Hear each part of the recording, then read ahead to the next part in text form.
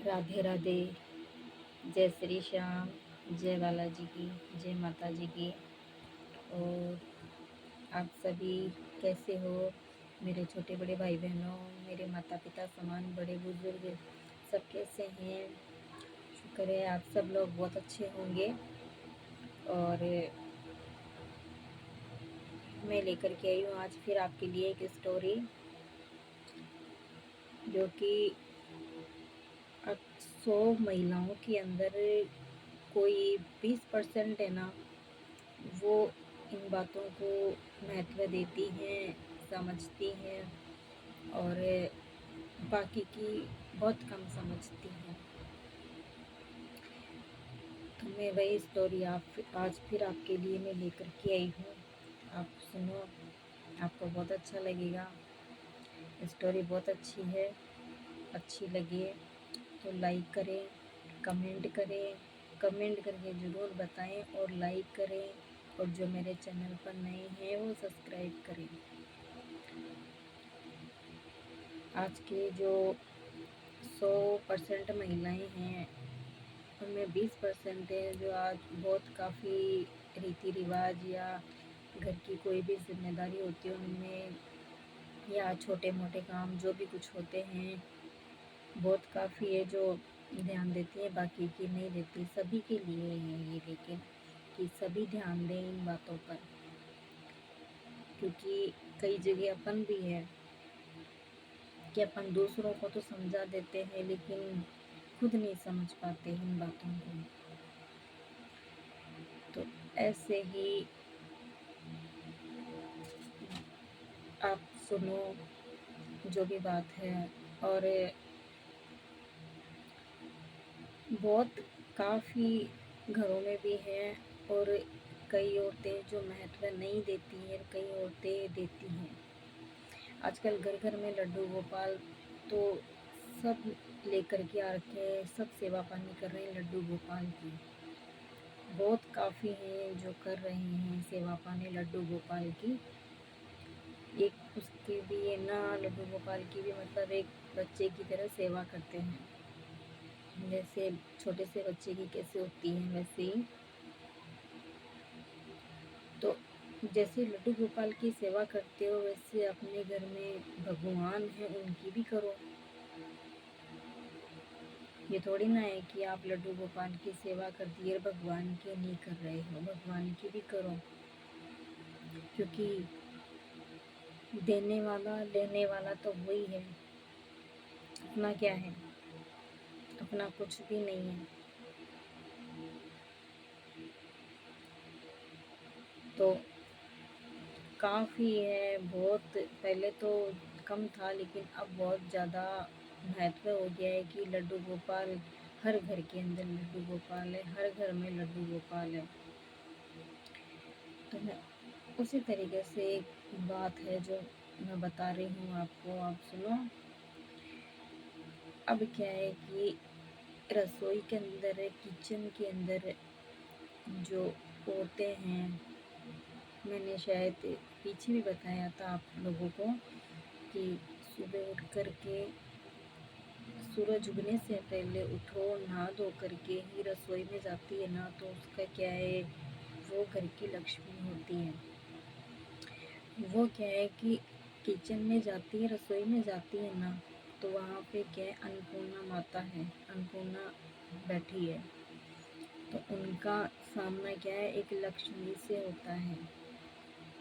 आजकल की कई महिलाएं ऐसी हैं जो बहुत कि रात को खाना बनाती है ना,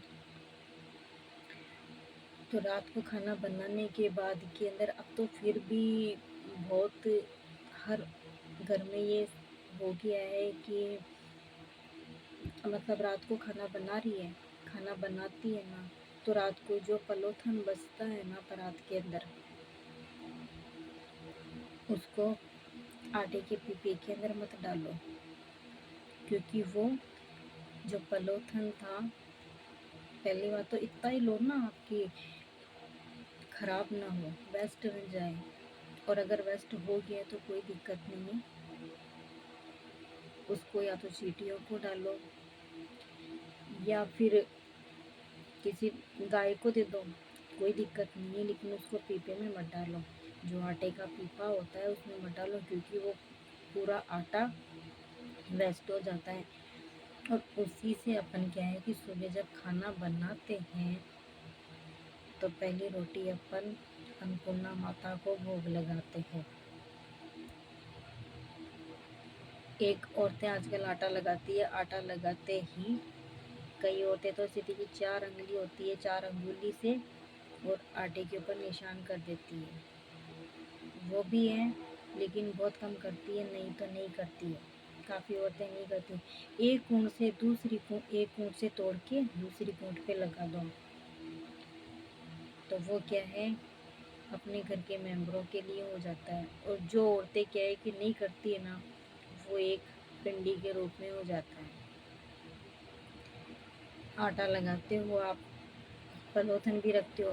दिन का पलोथन इतना महत्व नहीं देता है, दिन की तो कोई दिक्कत नहीं है, लेकिन रात का जो होता है, पहली बात तो दिन की, सुबह की और शाम की जब आप बनाते हो आखिरी में, तो वो क्या है कि आखिरी में तो रोटी बनाते हो, आखिरी के अंदर इतना सा रखो, चिड़ी के चुगे जितना सा दाना उसका रखो आटा, और वो है ना तवे पे लगा दो।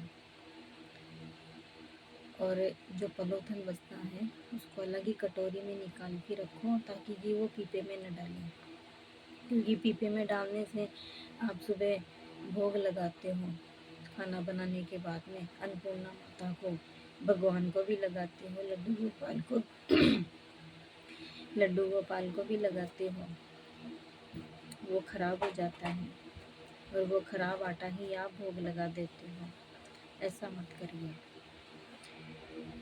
दूसरा, ये कहावत तो सबने सुनी होगी और सुनी है, तो इसको करो भी। पानी के बिना भी कुछ नहीं है, आटे के बिना भी कुछ नहीं है, और अग्नि के बिना भी कुछ नहीं है। ये कहावत तो सबने सुनी होगी कि परिंदे का पानी और चाकी का चून और चूल्हे की अग्नि, ये कभी भी बीतनी नहीं चाहिए। तो ज़रूरी नहीं है कि जिस घर के अंदर पिताजी बैठे हो या उनके घर में परिंदा हो तो वही एक घड़ा ला के रखे, ज़रूरी नहीं है, हर घर में होना चाहिए, और ये तो हर घर में है। तो एक घड़ा पानी का ज़रूर रखें। और आजकल बहुत काफ़ी है, घर के अंदर आटा हो भी जाता है, कई बार ऐसा हो भी जाता है, भूल में भी हो जाता है, जानबूझकर तो कोई नहीं करता, लेकिन हो जाता है, तो ऐसा मत करो, ये हमेशा रखो। लेकिन एक घड़ा पानी का किचन के अंदर ज़रूर रखो। और दूसरी बात कि आप लोग श्याम बाबा के, जीण माता के या सालासर बालाजी के जाते हो, वहाँ पे प्रसाद लेते हैं। प्रसाद लेकर के आप ले तो लेते हो, बहुत काफ़ी है जो ले तो लेते हैं, लेकिन उसको नीचे क्यों फैलाते हैं? फिर वो पैरों में भी तो आता है ना, ऐसा क्यों करते हो? या तो उतना ही लो कि, और इस तरीके से लो कि वो नीचे ना पड़े, उसका भी तो पाप लगता है ना फिर। तो मेरा कहना यही है कि पीपे जो प्रसाद आप लेते हो उसको तरीके से लो, ताकि कि वो नीचे, क्योंकि वो पैरों में आता है, पैरों में आता है तो वो पाप लगता है।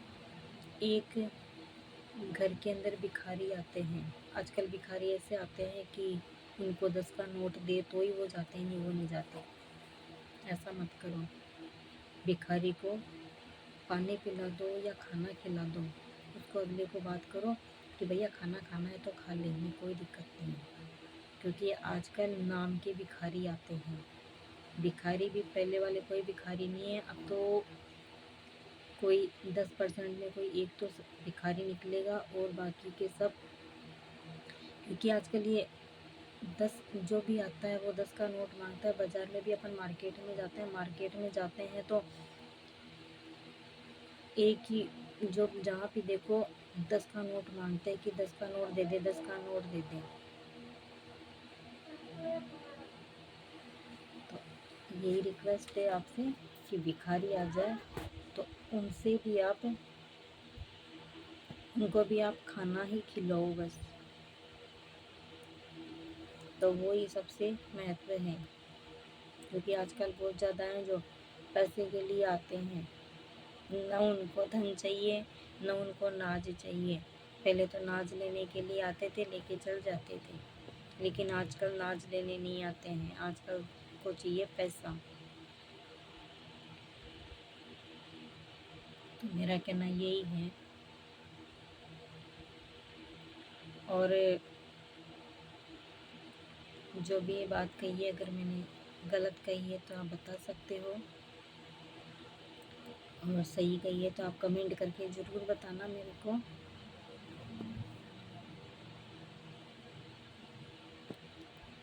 राधे राधे, जय श्री कृष्ण।